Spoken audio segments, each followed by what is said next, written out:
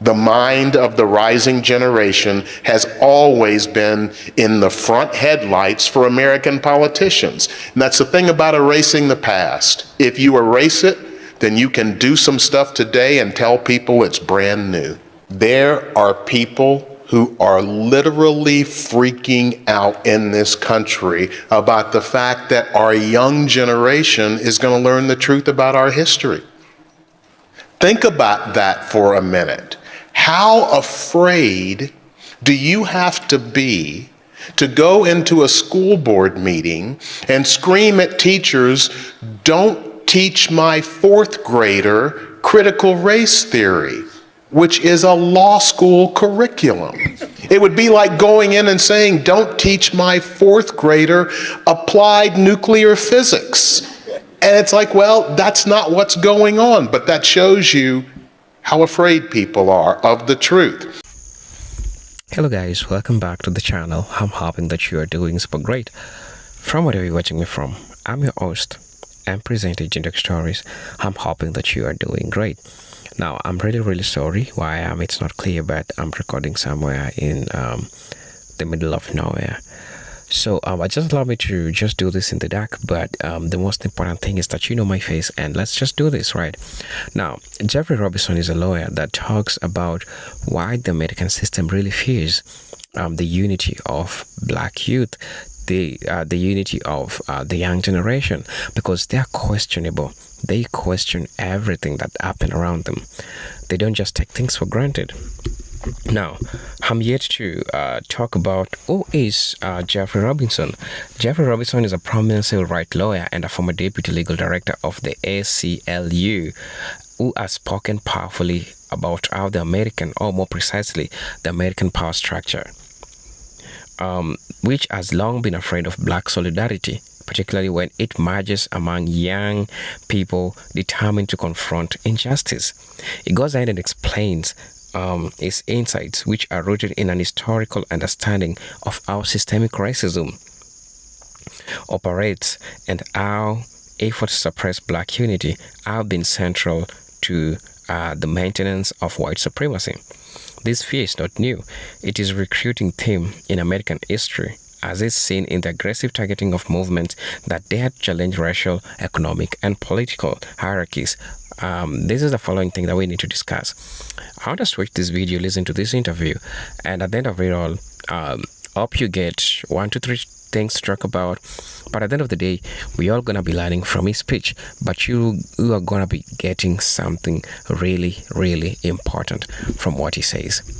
Let's buckle up for this video. If you're watching us for the first time, I'll most definitely ask you to subscribe to the channel, join our membership, and really get so we can offer you. But until then, let's watch the video. I'll be back. I will say about America's history, people are afraid because part of what the truth requires folks to do is to realize that our origin story is a myth. And when you're asking a group of people to give up their origin story or to modify their origin story, that is a huge ask. And there is all kinds of both intellectual and emotional reasons why people are reluctant to do that. But the truth about our history is clear and undeniable if you're willing to just look. And I think a lot of times people have a problem. People want to say either America is great or it's racist. And my response is, America is one of the greatest countries on the face of the earth. And it's also one of the most racist countries on the face of the earth. And those two things have coexisted for a long time. But in the end, one will trump the other. Greatness and racism cannot coexist forever. And we are coming to a point in this country where we're going to have to choose which one we're going to go for. And so I think there is a fear because people think, oh my God, if I acknowledge that these bad things have happened, that means I may have to do something about it. It means I may have to make different decisions than I've made before. It means I may have to acknowledge that there are people who are living at economic levels far beneath where I'm living, and yet they have every bit as much talent, work ethic, and everything else. And so that's a fearful thing to acknowledge, but I think we're coming to the point where we're not going to have a choice. I will give you an example of critical race theory. It is a historical fact that white people own homes at a much higher rate than black people. That's a historical fact. What critical race theory will say is, well, there may be reasons for that. For example, the entire history of redlining by the Federal Housing Administration. For example, the fact that between 1934 and 1962, the Federal Housing Administration gave 98% of its home loan money to white Americans. So critical race theory explains how racism has had an impact on historical events in our country. But history has a very simple definition. If you're talking about people in the past, and you're talking about what they did, what they said, and what they said about what they did, that's history. It's nothing else. And if you look, there are 44 states since January of 2021 that have enacted or started to study some kind of legislation to restrict what can be taught to our children. And so this is why I continue to say, this is nothing new. This is an old strategy. And it goes all the way back to 1837 and John C. Calhoun, one of the most virulent racists in American history. He was vice president twice. And what he said, 25 years before the start of the Civil War, we got to stop teaching abolition. We got to get it out of the schools, and we got to get it out of the pulpits on Sunday, because if we don't, the minds of the rising generation are going to reject slavery, and slavery is going to be done for, and we will have a war that will drench this country in blood. He said that a quarter century before the Civil War, and he was absolutely right. The mind of the rising generation has always been in the front headlights for American politicians. And that's the thing about erasing the past. If you erase it, then you can do some stuff today and tell people it's brand new. There are people who are literally freaking out in this country about the fact that our young generation is going to learn the truth about our history.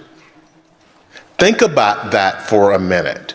How afraid do you have to be to go into a school board meeting and scream at teachers, "Don't teach my fourth grader critical race theory," which is a law school curriculum. It would be like going in and saying, "Don't teach my fourth grader applied nuclear physics." And it's like, well, that's not what's going on, but that shows you how afraid people are of the truth. You mentioned before about elections, not just being the federal election. School boards are elected, folks. Mayors and city council people are elected. Well, And so if you want an impact on who's making those decisions, you got to vote for somebody in those elections. Go ahead. just to that note, the current state government is seeking to take over the Houston Independent School District. And so how much more of an indication do you need of the power of the truth? And so we're talking about community and how you build community. If you are going to have discussions about the history of anti-Black racism in America, you need to be armed. And I'm not talking about with weapons. I'm talking about with facts.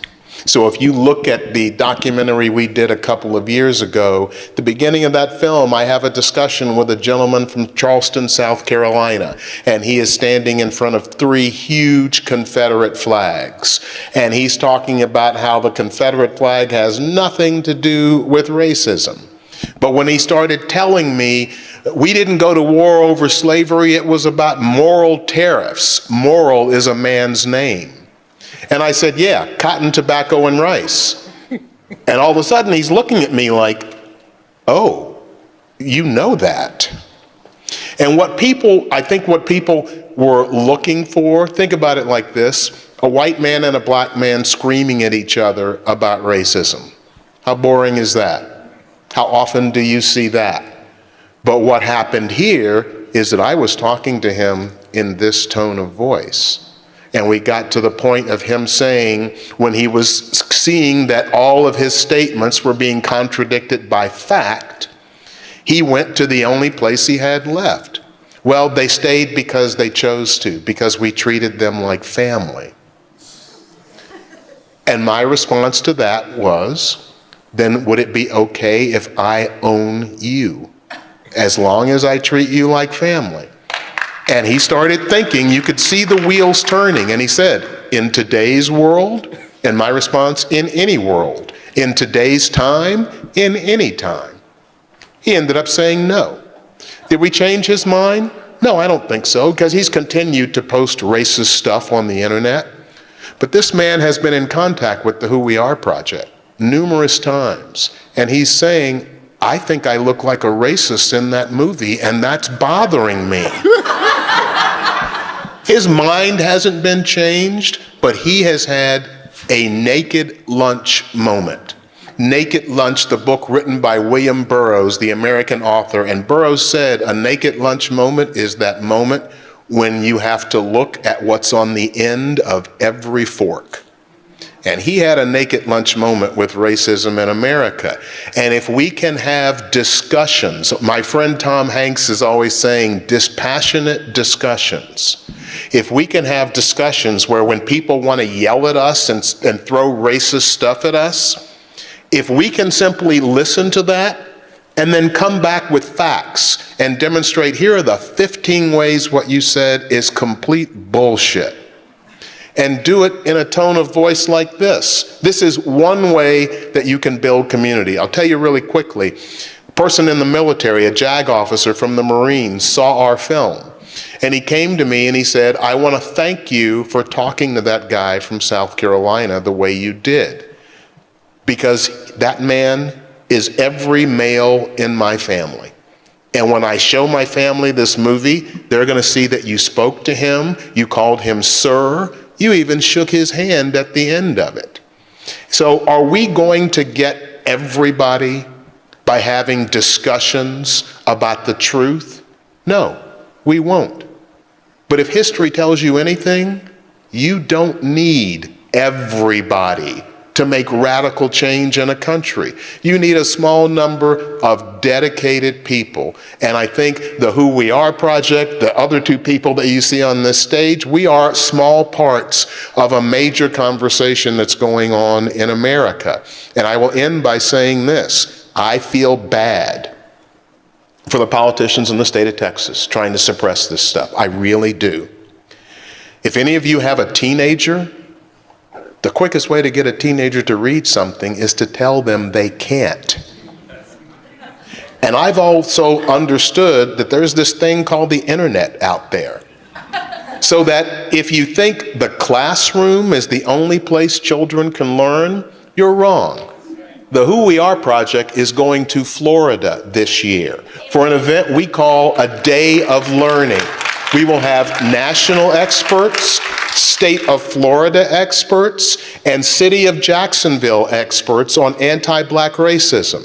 We will send cars and buses, if necessary, into black communities so that people who can't get there downtown, who can't afford to get there, they'll have transportation down and back. We will feed everyone that comes by working with black-owned restaurants. We have an agreement with one of the largest teachers unions in America, 1 million copies of banned books that they have. We will send every young person home with their own bag of banned books to read, and we will invite Governor DeSantis and all of the Republican legislators. They won't come. Of course they won't come. But we will make it clear to everybody in Florida, come listen to what we're saying and understand this ain't critical race theory. This is the truth about our history. And those are the ways that you build community, with people hearing that, understanding it, and then coming to say, you know, what can I do to help this along? It's always possible to make people in power change their mind. That's why it's called a democracy. And if it's not power, if you can't change the mind of an individual, then one thing that you have the ability to do is to vote that individual out. I think we heard before the importance of people understanding that the right to vote is so powerful. And that's why there's so many attempts to restrict it. And so I think democracy is undergoing a challenge in America, and we are going to find out just who we are as a country in the next 10 to 15 years. Make no mistake about it. So if you have any question about whether you should be getting engaged on these issues, I would ask you to think very carefully. Go home and tell your children and your grandchildren, these are difficult discussions. Makes me really uncomfortable. I don't have to engage in this because it doesn't impact me. So I'm not going to do anything about it. And I'm going to leave to you and your generation problems that are even worse. If you think about whether I should be involved, go home and look at your children. And I think you'll get an answer that's pretty clear. I'm trying to take hope from the actions of people who want America to either go back or stay in the status quo, because they are desperate. They see change coming, and it scares the hell out of them. And two things that I think are really important. You just heard that the vagrancy laws that people are talking about today, literally word for word, the kind of laws that were passed at the end of slavery. When you erase the past, you can do shit and tell people it's new, and they'll have no idea. That's the power of erasing the past, is that people don't understand we've seen this before and we know what it is. And finally, I would say that it's important to understand that action causes hope. Hope does not cause action. If you are looking for hope, I'd advise you to look in the first place that I look when I get up, and that's in the mirror. Because if your actions are pushing toward an America where freedom and democracy is truly something for everybody, then I guarantee you, not only will you have hope, but people around you will have hope. You know, America as the racial order, as something which has been commonly known in the realm of everybody in the United States. Race really marks one of the most important determinants of whether it will be successful or not in the United States. Now, Dr. Robinson's argument in the idea that Black solidarity, the collective and organized resistance of Black people, this possesses a threat to the American racial order. When Black people unite across class, gender, and generational lines, their collective power has the potential to reshape laws, institutions, and dominant narratives. Solidarity challenges not just individual acts of racism, but the structures that benefit from racial inequality. Now look, historically, every time Black communities have organized effectively, from the Civil Rights Movement to the Black Panther Party, the state has responded with the repression, surveillance, and propaganda. The consistent targeting of Black unity is the evidence that it strikes at the heart of systemic control. Now, you need to know that the youth-led resistance act as a catalyst for change. And why am I saying this? You get to realize that also Robinson places a special emphasis on black youth because they represent both the present and the future.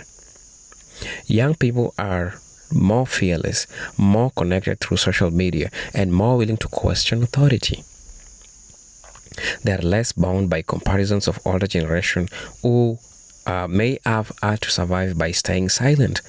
In moments like the Ferguson uprising after the killing of the Mike Brown or the George Floyd protest in the year 2020, young black activists mobilized nationally and internationally. These movements, often decentralized and digital, spread quickly and expose the contradictions of American democracy. The state's anxiety over this kind of organization is evident in how swiftly law enforcement responds with riot gear, curfews, and surveillance. Also, I'm going to be talking about criminalizing youths and protest. One of the most clear signs of this fear is how the American system criminalizes black youths. And why do they do this? Policies like zero tolerance in schools, the school to prison pipeline, and the gang enhancement laws disproportionately target young black individuals. This criminalization is strategic. By associating black youth with danger, chaos, and illegitimacy, the state can justify violent policing and surveillance. But behind this is a deeper fear, the fear that an informed, politically conscious black youth population will organize, demand justice, and disrupt the status quo. The demonization of black youth, therefore, is not about safety, but about control. Also, disruption of political organization. Robinson also points out that the federal and local governments have worked to disrupt organizing efforts. Historical examples include COINTELPRO, the FBI program that targeted black leaders and groups during the civil rights era. Young leaders like Fred Hampton of the Black Panther Party, who was only 21 years old when he was assassinated by police, exemplify how dangerous black youth's solidarity was seen to be. The goal wasn't just to stop violence, it was to prevent revolutionary thought. The same tactics exist in more covert forms through infiltration of activist group, mass arrests during protest, an attempt to discredit black organizers in the media. Also, the power of political education. Another aspect of Robinson's touches is on the role of political education in fueling black solidarity. When black youths begin to study the history of racism, colonialism, and resistance, they recognize their structures and the struggles as part of larger global pattern. This awareness transforms isolated acts of protest into sustained movements for liberation. That's why there is a coordinated push to ban books, restrict critical race theory, and limit suppression of knowledge. This is a direct response to the power of political consciousness. An educated black youth is a dangerous to system that relies on ignorance to survive. Also, cultural influence and media censorship. Young black people are also leading voices in music, art, and media spread messages of empowerment and resistance. They challenge mainstream narratives. Robinson observes how the state tries to neutralize this power through censorship, corporate co-optation, and the promotion of apolitical, hyper-commercialized black imagery. Instead of supporting artists who speak against injustice, the system elevates voices that either remain silent or reinforce harmful stereotypes.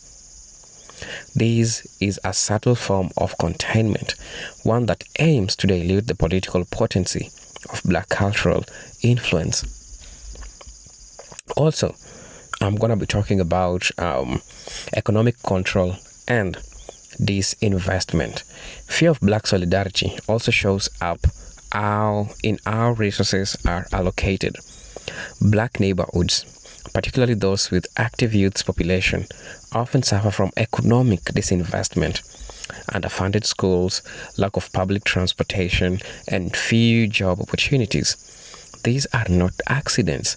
They are structural forms of suppression meant to limit mobility, isolate communities, and keep young people in survival mode. A youth that is forced to fight for basic needs is less likely to organize politically. Thus, poverty becomes a tool of control. Robinson argues that American state fears not just black protest, but black prosperity, especially when it is rooted in self-determination and collective advancement. Right? So, really let me know what you think about this video. I'm your host and presenter Eugene Duke Stories, but until then, peace, love, and harmony. Salute.